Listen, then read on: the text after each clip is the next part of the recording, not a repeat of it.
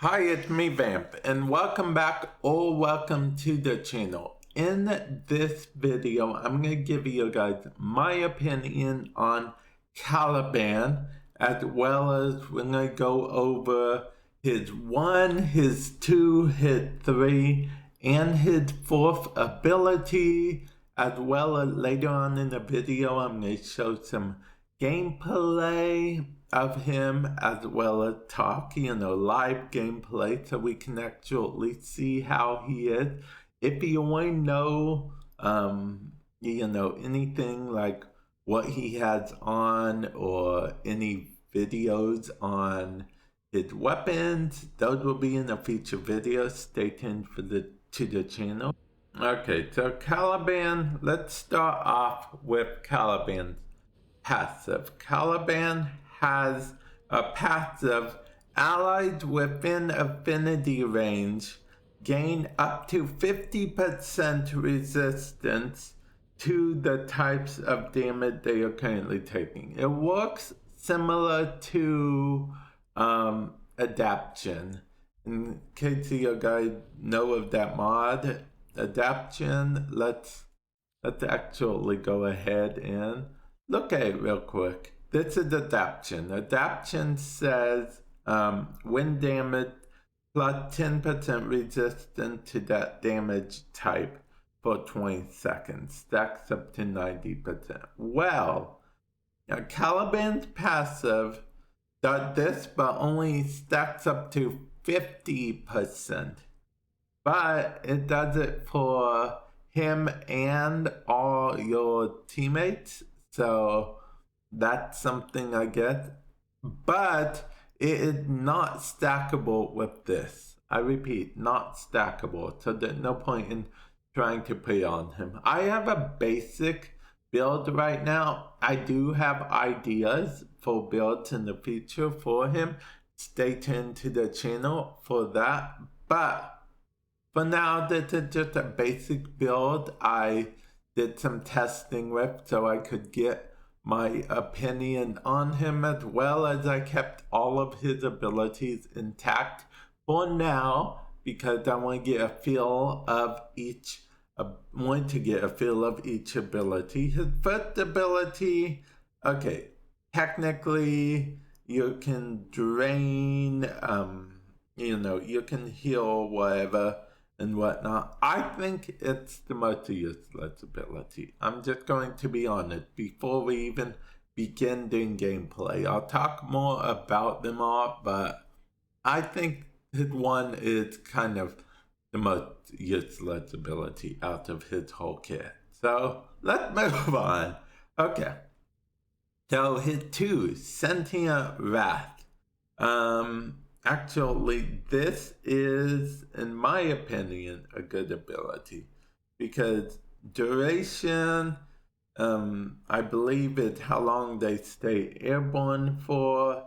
Damage vulnerability, because of the fact that it makes damage they take amplified while they're in the air. So that's very good. The drain is kind of costly, but is what it is. It even does damage. If it was just a straight up AoE, that would be fine. But the fact that it does damage is, even better, in my opinion. Now, third ability, Lethal Progeny. We will talk about this even more when we do gameplay, okay? Lethal Progeny. But as you can see, its drain is also 50. Let's see, duration is, duration is fine. Damage multiplier. These are more useful and less useful than you'd think. I will have to go in the mission to explain. So we will do that in a moment. And then finally we have Fusion Strike. Fusion Strike is probably one of his most useful and second least useful abilities at the same time, because it does debuff. It strips armor quite a bit. So stripping armor, very good for that. If you don't have a cavat like I do around all the time, very useful. His beam does blast damage. It's affected by power strength. Its range is affected by range mods. You know, it's brilliant. It's actually a very good ultimate. It's actually an ultimate that feels very ultimate. For me personally, I don't use it too much, but that's because I usually always have my Death Cube. I don't. We'll get out of here, Death Cube. We need our cavat. We need our Smida cavat, Death Cube. Get out of here. Okay. Anyway, let's go into a game, a match, a game. Let's go on a planet. Let's just check out his gameplay, okay? Okay, so we are in the void. I decided to match up with other people because of the fact that his passive, I want to kind of show that in action. So I guess I'll stop spinning and hopefully he will let some enemy damage me so I can actually show you guys. Okay, look up in the top right hand corner. I got damage reduction. Because, you know, they damaged me. And so I got damage reduction for that type, which is pretty brilliant. You saw me spinning with his one. For, you know, for the star chart, his one is pretty okay. But, I mean, if you know of Anaris, basically his one is similar to Anaris' 3.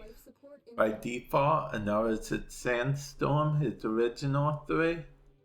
So, yeah, that's not all that useful. But let's move on to his 2, shall we? See, taunting enemies in the air like that. A lot of them kill them because this is a pretty low-level mission. They're like level 20, I believe. So they die pretty much right away. So if you want to clear the star chart with him, very, very possible, very plausible.